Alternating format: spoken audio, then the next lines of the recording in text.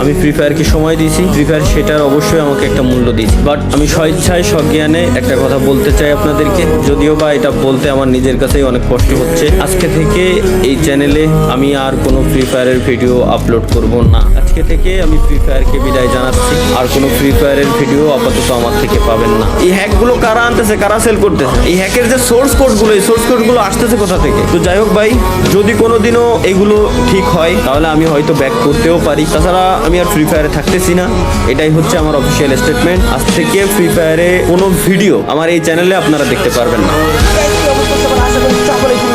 তো বন্ধুরা, আজকে দেখা হচ্ছে দুনিয়ার সব থেকে সিক্রেট প্লেস। তো সিক্রেট প্লেসের জন্য অবশ্যই ফ্যাক্টরির উপরে গিয়ে গোলালের উপরে উঠলাম এন্ড ওই পারে আসলাম। এটাই হচ্ছে দুনিয়ার সব থেকে সিক্রেট প্লেস। এখানে কেউ আবার আল্লাহ আস্তাগফিরুল্লাহ লা ইলাহা ইল্লাল্লাহ